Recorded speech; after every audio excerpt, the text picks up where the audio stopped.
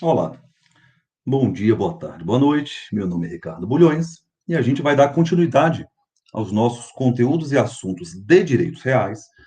Estamos saindo de propriedade para trabalhar com outros direitos reais, né? Vamos trabalhar com condomínio, enfim. Estamos trabalhando com aquisição originária, com prescrição aquisitiva, ou seja, com uso capião, espécies de uso capião. E hoje nós vamos trabalhar com as três últimas espécies, pelo menos mais minuciosamente, com duas espécies de uso capião. E vamos lá, sem perder tempo, vou dividir a tela.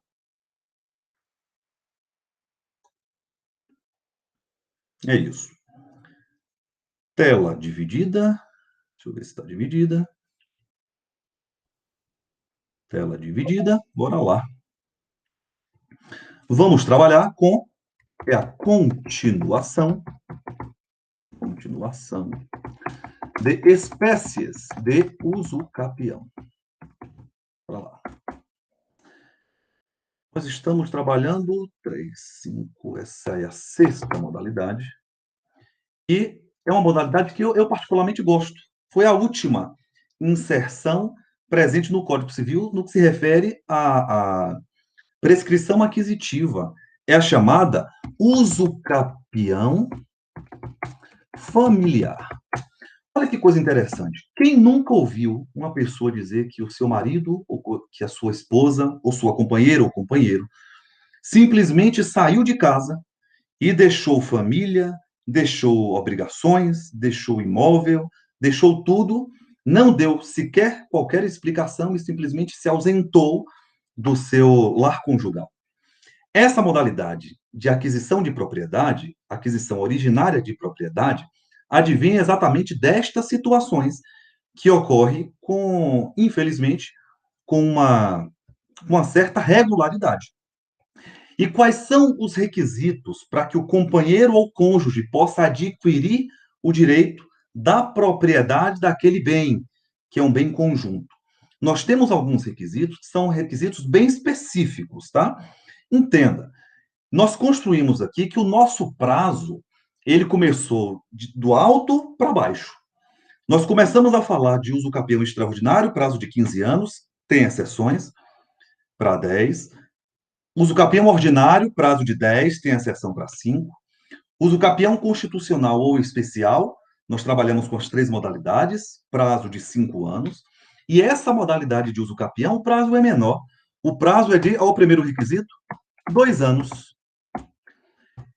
Então, 2 anos. Bora começar, talvez, com o requisito que é o mais importante, do indivíduo se ausentar, né, do imóvel, tá? A posse deve ser, olha que coisa, ininterrupta e sem oposição.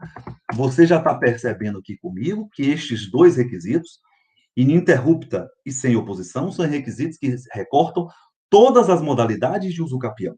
Então, isso daqui é muito importante. Essa posse, isso é importante, deve ser uma posse direta. E eu ainda vou botar com exclusividade. Porque, entenda, hipoteticamente, o marido sai de casa, deixou a mulher sozinha com a casa, se ela também se ausenta daquele imóvel, ela não está exercendo a posse direta. Ou digamos que ela alugue esse imóvel.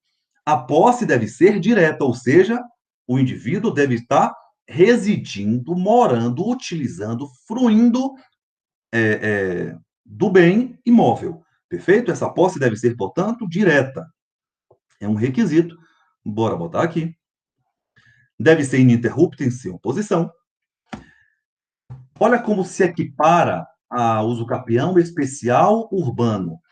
Porque o imóvel, e aqui já tem, só nessa minha dica aqui, para quem já pegou a última aula, já sabe dos requisitos que vão vir.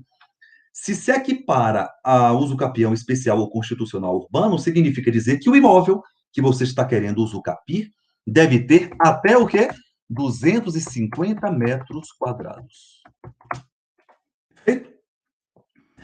Se eu estou falando que se equipara ao uso capião especial, significa dizer também que esse sujeito que está solicitando uso capião não pode ser proprietário de outro imóvel. Então, coloque isso. Não ser proprietário de outro imóvel. E assim como nós dissemos em outros momentos, não pode ser proprietário tanto de imóvel urbano como de imóvel rural. Agora, vem um requisito que é importantíssimo, porque o cônjuge ou companheiro que está solicitando a propriedade desse imóvel por uso capião, né, ele deve dividir a propriedade com o cônjuge que se ausentou. Então, olha que coisa interessante. Essa propriedade deve ser, ou era, vamos botar aqui, ó, era dividida com o cônjuge ou companheiro ausente. Esse daqui é um requisito importantíssimo, porque aquela propriedade ela era dividida com o seu companheiro. Então, olha os requisitos. Pense aqui comigo. Um sujeito só tem uma casa de 500 metros quadrados. Morava ao longo da vida todinha junto com seu companheiro. O companheiro sai de casa, deixa ela ali com os filhos morando sozinha, ininterruptamente, por 5 anos. Essa mulher pode solicitar uso capião? Resposta: não, não pode. Não pode por quê? Porque apesar de preencher todos os requisitos, mais de 2 anos, posse ininterrupta sem oposição, estava morando direta, não era proprietária de outro imóvel, dividia a casa com um companheiro, o imóvel tinha mais de 250 metros quadrados. Entenda, e aqui já vai a nossa observação, os requisitos, eles são cumulativos. Requisitos cumulativos. Isso daqui é muitíssimo importante. Então, vamos começar aqui a botar várias observações. A primeira coisa é que quando estamos diante do uso capião familiar, hipótese, eu acabei não botando isso, ó, presente no artigo 1240-A do Código Civil, foi inserido posteriormente. Então, olha que coisa legal. Além dos requisitos serem cumulativos, estamos diante de uma situação de abandono de lar. Vou botar isso aqui em destaque porque é um tópico importante. O sujeito voluntariamente abandonou o lar. Aí alguém vai me perguntar: tudo bem, Ricardo, estamos aqui diante, você já falou anteriormente. Nós já sabemos que constitucionalmente o companheiro se equipara ao cônjuge, né? Pouco importa se está casado ou se está em união estável, para ele vale o que estamos falando aqui. Mas e união homoafetiva? Vale também? A resposta para isso é lógico. É lógico. No que se refere à união, seja homoafetiva, poliafetiva, não importa, vale o que estamos construindo aqui para uso capião familiar. Perfeito? Olha que coisa interessante. Eu falei aqui no nosso início da nossa construção que uso capião é uma espécie de aquisição originária. Isso quer dizer que ela precede todos os outros direitos. Ricardo, aplica isso na prática. Significa dizer que o uso capião, olha que coisa importante eu vou falar aqui, ele precede a meação. Meu Deus, isso daqui é muitíssimo importante. Significa dizer o quê? Pense aqui comigo. Digamos que o sujeito sai de casa, deixou a casa, a mulher preencheu todos os requisitos. Ela vai solicitar uso capião familiar, preencheu todos os requisitos, ela vai conseguir uso capião familiar. Pergunto aqui agora: esse sujeito, se voltar depois, ele pode solicitar a partilha daquele imóvel que foi uso capião? A resposta para isso é não. Porque por ser uso capião uma espécie de aquisição originária, ele vai preceder, inclusive, a divisão do patrimônio, que é isso que é meação. Então, significa dizer que aquele imóvel agora é daquela mulher e ele não poderá ser partilhado em uma dissolução de união. Não é legal isso? Nessa minha fala, cabe também uma outra observação que já está implícita, mas que cabe aqui eu enaltecer. Digamos que o sujeito só saia de casa, mas que ele não peça o divórcio. Não importa. Porque o legislador fala de separação. Significa dizer que pouco importa se ainda não houve o divórcio. Perfeito? O sujeito não se divorciou, não houve misericórdia. Ainda pouco importa se ainda não houve divórcio. Estamos diante aqui só de separação. Houve a separação de corpos, o sujeito se ausenta, entenda, já é possível se falar, pouco importa se houve ou não o divórcio. Agora, olha que observação importante, eu vou colocar aqui. Digamos que, em um conflito familiar, o sujeito brigue com a mulher e fale assim, ó, saia de casa. E ela sai de casa. Pergunto, esse sujeito pode solicitar uso capião familiar? A resposta para isso é não. Por quê? Porque no meu exemplo, a mulher foi expulsa, o sujeito foi expulso. E sendo expulso, não vale. Por quê? Porque essa ausência, esse abandono de lar, deve ser consensual. Então, bora botar isso? Isso é muito importante. O abandono deve ser consensual. Significa dizer, anote isso, deve ser voluntário e unilateral. Se o sujeito convenciona com o outro sair de casa, acabou o requisito. Perfeito? Se não foi voluntário, também está distante, não preenche os requisitos essenciais para que se exista o uso capião familiar. Olha quantas observações nós fizemos em uma modalidade de uso capião que acontece tanto na prática e que é tão importante. Uso capião familiar. A nossa outra modalidade de uso capião, sétima, é uma modalidade também nova, porque ela veio com a reforma do CPC, já estava prevista na lei, está prevista na lei de registros públicos, está presente no CPC, e a gente está falando do uso capião administrativo. Ricardo, você está utilizando aqui a Lei de Registros Públicos, a gente está saindo agora do Código Civil.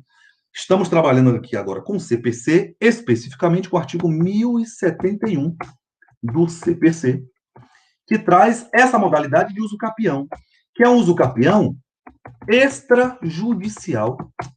Nós estamos saindo da esfera de intervenção do Estado e, desde que preenchidos os requisitos, as partes podem, extrajudicialmente, solicitar uso capião. Então, olha que coisa interessante. Aquelas modalidades que nós já estudamos, se preenchidos os requisitos e condicionada aos requisitos que nós vamos colocar aqui agora, as partes podem solicitar extrajudicialmente o uso capião. Não é legal isso? Isso torna menos burocrático, mais fácil e acessível as partes solicitarem a aquisição de propriedade por uso capião. O que é importante eu falar aqui agora, e antes de colocar os requisitos, vale aqui eu colocar, porque isso daqui é muito importante. Digamos que o sujeito teve negado o seu pedido extrajudicial. Essa parte ainda pode solicitar judicialmente a aquisição da propriedade por uso capião? A resposta disso é sim. Então, o que é legal e você precisa anotar isso? O pedido administrativo não afasta a possibilidade de pedido judicial. Isso daqui é muito importante. Se o sujeito solicitou extrajudicialmente, ainda pode solicitar judicialmente, em função de um princípio, do princípio da inafastabilidade da jurisdição. Você não pode impedir que o sujeito busque a tutela do Poder Judiciário. Se o sujeito teve, portanto, é isso que eu estou dizendo, teve o seu pedido negado extrajudicialmente, ele ainda pode solicitar o pedido de registro, o pedido de uso capião, na verdade, judicialmente. Perfeito? Bora lá? Vamos pensar quais são os requisitos, além daqueles que nós já conhecemos, porque nós já vimos as espécies de uso capião. Olha o que é que fala lá a Lei de Registros Públicos. O sujeito ele tem que colocar e tem que levar uma ata notorial, então é lógico, é feito por tabelião, comprovando o tempo de posse. Tempo de posse. ata notorial. Além dessa ata notorial, todos estes são requisitos essenciais. O sujeito tem que levar a planta e memorial descritivo do imóvel. Olha que coisa interessante.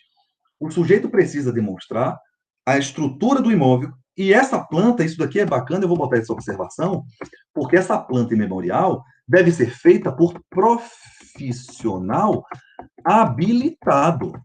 Então, é feito por arquiteto, por engenheiro, por profissional que pode dar e ceder esse tipo de documento, a planta e memorial descritivo de imóvel. Além disso, todas as certidões negativas do imóvel são necessárias. Então, certidão negativa de IPTU, o IPTU, excelência, está todo em dia, o imóvel está todo em dia, não está devendo nada, essas certidões negativas também são importantes. E nós temos ainda a presença de um justo título.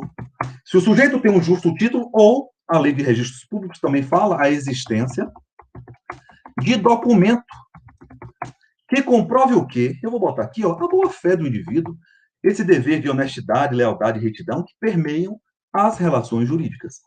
Preenchido estes requisitos, o sujeito pode conseguir administrativamente a aquisição da propriedade. Ainda existe uma outra modalidade, eu vou botar aqui, que não é comum, a própria doutrina diz isso, que é o usucapião indígena. Usucapião indígena. E aqui a gente tem que beber ali do Estatuto do Índio. Estatuto do Índio. Eu estou aqui com o Estatuto do Índio aberto. Em seu artigo 33 do Estatuto do Índio, que aqui eu só vou ler o Estatuto do Índio só para a gente pensar o seguinte. Olha que coisa interessante. Possibilidade de você usucapir, tá? Artigo 33. O índio, integrado ou não, porque você já sabe que o índio ele possui status no ordenamento jurídico, ele pode ser integrado em vias de integração ou não integrado à comunidade, mas independente do seu status, esse índio que ocupe como próprio, por 10 anos, ou prazo consecutivo, trecho de terra inferior a 50 hectares, então a gente percebe que se equipara ao usucapião especial rural, né? Então, se equipara o menor de 50 hectares, poderá adquirir a propriedade plena. E aí tem o parágrafo único dizendo que o disposto neste artigo não se aplica às terras de domínio da União ocupadas por grupos tribais, às áreas reservadas de que trata a lei, nem às terras de propriedade coletiva de grupo tribal. Então, bens públicos não são passíveis de uso capião, nós já dissemos isso. E aí agora eu quero agradecer a você pelo prazer que foi essa ministração, desejar para você um excelente dia, Deus te abençoe, se cuide, hashtag tamo junto, avante, fui.